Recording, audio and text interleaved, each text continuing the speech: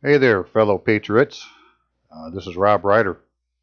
And today, General Flynn trumps Unjustice Roberts on Sunday, June 28th, 2020. If you have something you'd like to tell me by email, the easiest way for me to respond is if you just send an email to courtofrecord@aol.com. I can't get back to look at all the comments and videos to respond to those. So if you have something, please send an email. Or there's always the phone, which is 616-712-6179. And if you have any pipeline to General Flynn or some other starred patriot, I guess we can have an in-between and get to the stars. But at some point, we got to get to the stars, right? So I have something to tell them, which would be this. I, Robert Allen Rutluski, Staff Sergeant, United States Army veteran, DOD ID 112-80006, declare John Glover Roberts, Jr., born January 27, 1955, in bad faith, failed to administer the proper oaths required to swear Donald John Trump in as President of the United States. And I'm going to show you how that is, and it's as clear as day once you look at it, so let's just do it.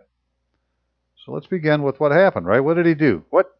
What did John Glover Roberts, Jr. fail to do? Well, he failed to administer the Article 2 oath of the Constitution of the United States, oath of office to Donald John Trump, which the wording is, I do solemnly swear or affirm that I will faithfully execute the office of President of the United States and will, to the best of my ability, preserve, protect, and defend the Constitution of the United States, period. So you can see that after the word I, there is no place to put a name. And after United States, there's no place to say, so help me God. It's not part of the oath. It's in Article 2 of the Constitution of the United States, which is the oath that's for the President of the United States. So, with the wonders of modern technology, let's watch this happen. Now, the screen's going to be kind of slow because I have the number of frames per second turned down so that these videos aren't so big. But I believe that the voices should be just fine. So let's listen to what happened. Your right hand and repeat after me. I, Donald John Trump, do solemnly swear. I, Donald John Trump, do solemnly swear that I will faithfully execute the office of President of the United States the office of President of the United States and will, to the best of my ability, preserve, protect, and defend the Constitution of the United States. So help me God. Congratulations. Okay. I think you could tell that he said, I, Donald John Trump. Well, that isn't what the oath says to do. It just says, I do solemnly swear or affirm that I will faithfully execute the office of President of the United States and will, to the best of my ability, preserve, protect, and defend the Constitution of the United States, with no so help me God at the end. So that one was done wrong.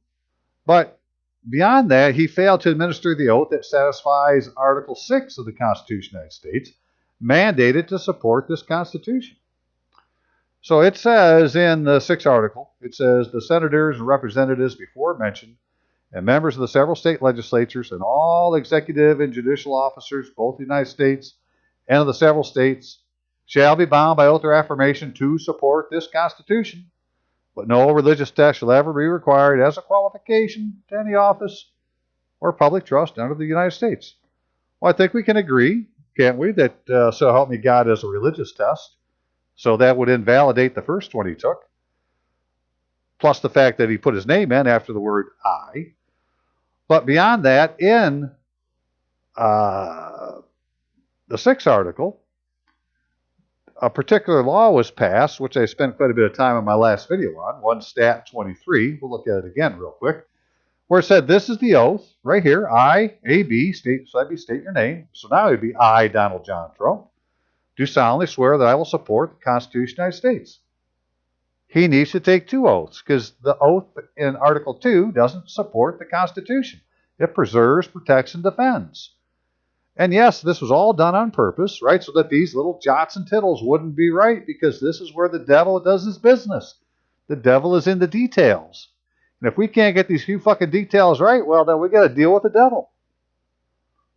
Right? So we didn't come to replace the law. We came to fulfill it. That's our job. We got to fulfill the law. We got to get Donald John Trump to not say, I, Donald John Trump, for the oath that's in Article 2, but to say it for the oath that's in 1 Stat 23. And he needs to take 2 oaths of office. And I say that General Flynn or any other commissioned officer could give these oaths to Donald John Trump. They don't have to be done by somebody pretending to be a justice of the Supreme Court. I don't even know if he's done the proper oath of office. So let's look at that real quick. This video will be very short. I'm almost done, so hang on just a second. Okay, I spent some time on this yesterday. It's the law of the United States, Act of the First Congress of the United States. So this is the first law passed by the first Congress after the ratification of the Constitution, in which is said in the first law, then, is an act to regulate the time and manner of administering certain oaths. And it said that the oath or affirmation required by the 6th article of the Constitution of the United States shall be administered in the following form, to wit, I, A.B., which is state your name, do solemnly swear or affirm that I will support the Constitution of the United States. Okay, well, that oath has also been now codified into the United States Code as 4 United States Code USC, so 4 USC 101, oath by member of legislature and officers, where it says every member of the state legislature and every executive and judicial officer of the state shall, before he proceeds to execute duties of oath of his office, take an oath in the following form, to wit, it's the same thing, I state your name, do solemnly swear that I will support the Constitution of the United States. Well, nobody's taking this oath, right? So nobody is qualifying to have any authority under the Constitution because the oath they took is unconstitutional. This is the oath that satisfies the 6th article of the Constitution. So said the first Congress after the ratification of the Constitution. And in this act, it says that, who has to take it, which is the senators and, well, basically everybody that's in Title 6 or in Article 6 is spoken of in this particular statute. And it says they have to take the oath. And they're not doing it. So Donald John Trump needs to take 2 oaths. He needs to take this oath where he does say, I, Donald John Trump. And he needs to take the oath in Article 2 where he does not say Donald John Trump. And in neither case does he say, so help me God. If we could just get that done, we would have a president of the United States. Now, the reason that's important to me is because I'm a veteran. And I have an oath of enlistment where I said, I, Robert Allen Rutluski, do solemnly swear that I will support and defend the Constitution of the United States against all enemies, foreign and domestic, and that I will bear true faith and allegiance to the same, and I will obey the orders of the President of the United States. But I don't have one because John Glover Roberts, Jr. failed to administer the proper oaths of office. Now, commission officers, their oath is different. Right? This is the oath that's in 5 USC 3331, where it says, so help me God, and they do put their name in and so forth. But if you went to 5 USC 3331 and read the act, or the codification of law, it says that oath doesn't replace it doesn't replace any other oaths required by law. Well, the oath for Article 6 is required by law. So even if a commissioned officer takes this oath of a commissioned officer, he needs to take the oath that's in 1 Stat 23, just like the president does. You have to take 2 oaths. That's simple enough to do, sir. Just, 1, 2, 3. We could have this all taken care of. All right, let me show you just a few more things. Okay, so if you went to the Supreme Court of the United States website and went like this, you'd come to filings and rules, and you'd see rules and guidance, and you could click on it. And, right, rules of the Supreme Court. And when you downloaded those, it would be this little book right here. So now, give me a second. I'll go to the right page. It'll just be quicker. Hang on a second. Okay, so if we went to the table of contents, I want to point out two different rules. First of all is Rule 40 for veteran seamen and military cases, which talks about veterans being able to file their cases for free in the Supreme Court. I'd like to find out more about that. But there's this Rule 45, also, process and mandates. And if we go and read that, it says, all process of this court, which court? The Supreme Court, issues in the name of the President of the United States. Well, then when Donald John Trump, as President of the United States, put down his name as Donald John Trump, that's a process of the Supreme Court.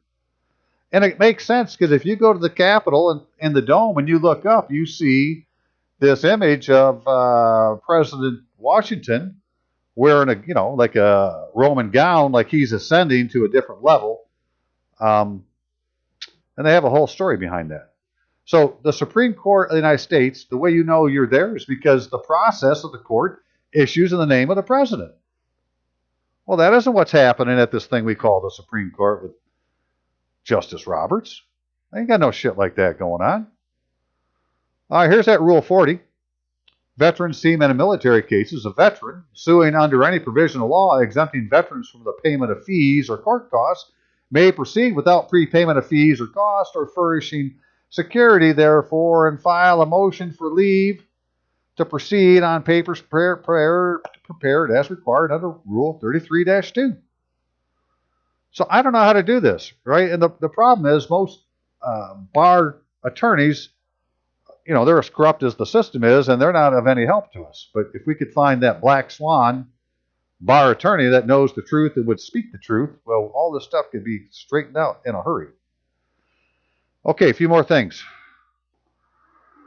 This is the alleged courtroom of the Supreme Court. And if you notice, these two flags, they both have gold fringe on them. Well, gold fringe doesn't fly in civilian courts. Gold fringe flag is covered by a particular Army regulation, which is AR 840-10. Let's see, we're on page 13. Right, AR 840-10. Flags got on streamers, tabards, and automobile and aircraft plates. Now, for those who don't understand, an Army regulation, this is a written order, right? Nobody has the right to violate this. It's a written frickin' order. So, if somebody isn't following this, then they are the ones violating a written order. And in this act, then, under Section 2.3, we find where it talks about the national flag listed below are for indoor display and for use in ceremonies and parades. For these purposes, the flag of the United States will be a rayon banner cloth of heavyweight nylon trimmed on three sides with gold and yellow fringe 2 1/2 inches wide. Now, I can't say that this is 2 1/2 inches wide, on this flag, but I can say it has gold fringe, so it's simulating the flag if it isn't the flag. So, because then it gives these different sizes. You got a major Army command flag, and you got a 4x4 by 6, 5 foot by 6. That's a chapel flag. Oh, guess what? These fly in chapels too. So now if you go and this is military chapel, right? You go to a church and you look, you'll see a gold fringe flag. It's because all them places are, as far as the Army's concerned, they're military chapels. And I say because that flag is there, that minister has some kind of authority under the military, whether he realizes it or not, because of shit that happened back during the First World War where the churches got together with the government and they got commissions issued for these entities, these civil entities that they created. And the military, the Department of War, issued them a commission. Right? It wasn't a civil commission, it was a military commission.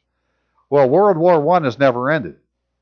There's never been a peace treaty, so it's never ended. It's really that simple. We're still at war. We're still at war under the Civil War. There was never a peace treaty then either. Please go look at General Orders 100, the Lieber Code, Article 2. It'll tell you once martial law has been declared, which Lincoln did 1861, ratified in 1863. Once it's been declared, it doesn't get rescinded until there is either a peace treaty or a special proclamation. So back to the flag. So now where can this flag with the gold fringe fly? Well, offices, headquarters, organizations authorize a positional color, distinguishing flag, or organizational color, which are identified earlier in this particular regulation. Organizations of battalion size or larger, temporary or permanent, not otherwise authorize a flag in the United States. Military offices not otherwise authorize the indoor flag in the United States for the purpose of administering oaths of office. Hey, if you find the flag, you can administer an oath of office. Military courtrooms. U.S. Army element, joint commands, military groups, missions, or one flag is authorized for any one headquarters operating in a dual capacity. Then you got your subordinate element of a U.S. Army recruiting command, ROTC unit, senior executive service employee for permanent retention, but nowhere did it say a civilian courtroom. Now what the hell is it doing in this place we believe to be the Supreme Court? Or in any court? Now, General Flynn, I'm sure when you went to frickin' court, there was a gold fringe flag in the courtroom. You were in a military court. How does that make you feel? You don't look too happy with what I'm telling you. Please don't, don't shoot the messenger. I'm just trying to point out to you, we got some things that you could need to get fixed. I ain't got no power or authority, sir, but I got a lot of information. So here's the Supreme Court. Here's some gold fringe flags. This is a military court. And this court does not issue process, as according to Rule 19, where it says, all process of this court, which is the Supreme Court, issues in the name of the President of the United States. Do you see anything coming out of that court in the name of Donald John Trump? No. You don't want to know why? Well, Donald John Trump isn't President of the United States yet. Because the fucktard pretending to be the Supreme Court Justice didn't do his job, and he failed to administer the proper oaths. Now how you feel, sir? I'm a bit pissed off myself. I'm hoping you can do something about this. I just have a couple more things, and I shall be done. Give me just a second. Okay, so in Title 10, United States Code, Section 936, which is Article 136, authority to administer oaths. This must be under the Uniform Code of Military Justice. Yeah, there we are. Chapter 47, Uniform Code of Military Justice, miscellaneous provisions. The following persons on active duty or performing inactive duty training may administer oaths for the purpose of military administration, including military justice. Well, Donald John Trump is supposed to be the freaking commander-in-chief of the military. So that would, to me, is a military administration. So a judge advocate, all summary court marshals, adjutants, assistant adjutants, commanding officers, staff judge advocates, persons designated by regulations of the armed forces of the United States or by statute. The president, military judge, trial counsel, assistant trial counsel, general special court marshal, on and on and on, sir. I think we can find somebody qualified to give Donald John Trump the proper oath of office, but somebody needs to go tell him that he's been screwed, blued, and tattooed. He thinks he's done it right. One more thing, sir. This is the for all the enlisted. None of us have ever been released from the military. I'm not going to take the time to show the Army regulation that says it takes 3 things to be released from the custody and control of the military, which would be a DD-214, a discharge certificate, and a separation order. I don't know anybody that's got a separation order. I never got one. Well,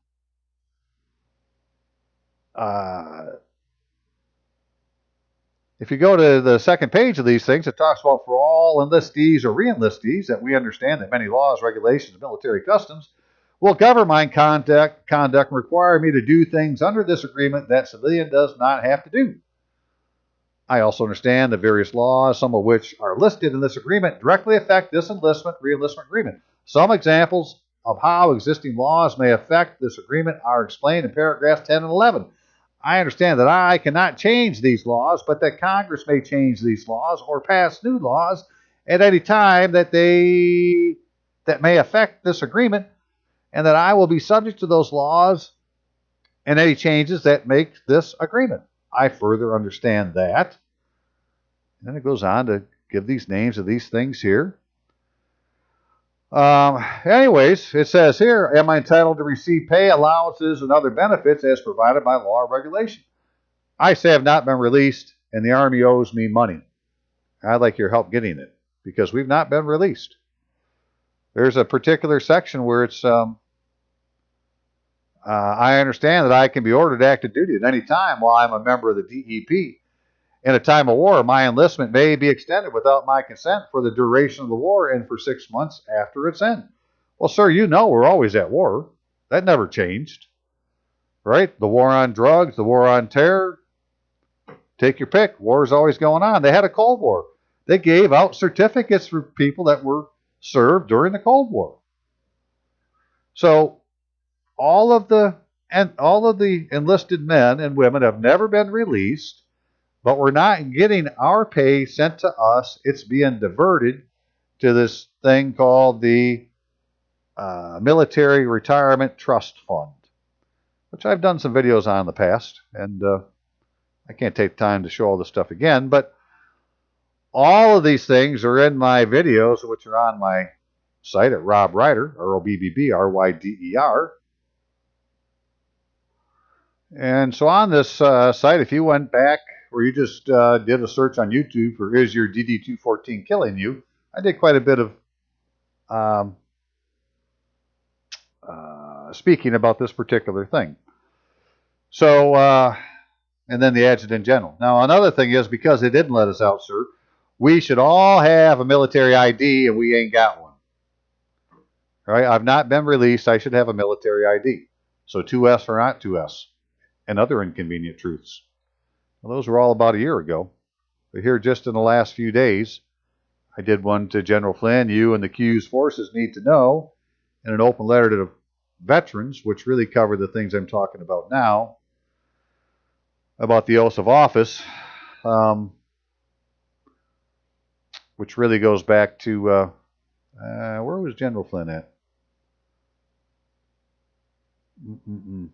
Oh, God, I don't know, sir. I got so many of them I can't even keep up anymore. Any in the last 2 or 3 months have something to do with this stuff. So, military pay and arrears, survivor annuity, yeah, that has something to do with where our money is. Donald John Trump in 3 USC 19, that'd be a good one to watch. So these all have something to do with the fact that things aren't right. And we can find all sorts of reasons that it is, but here's a very glaring one, because this happened on day one when Donald John Trump thought he was going to be the President of the United States and in good faith was doing as he was directed. He just got bad directions from a man that's supposed to be fucking learned in the law. Now, there is only one office in the United States where the person by statute has to be learned in the law, and that is the Solicitor General of the United States. Please go ask him how to do these things. He is learned in the law. Nobody else needs to be. All I can tell you is there is no word support in the oath in Article 2, and Article 6 says you have to support the Constitution, so you have to take another oath, which happens to be in 1 Stat 23. Very, very simple to do. But God, try to get somebody to do it right. Seems impossible. Okay, sir, I'm going to leave it with you. I'm going to leave it with the men with the stars on their shoulders. Sir, you go get this taken care of. And do all of us vets proud. Thank you for your service. I'll see you now.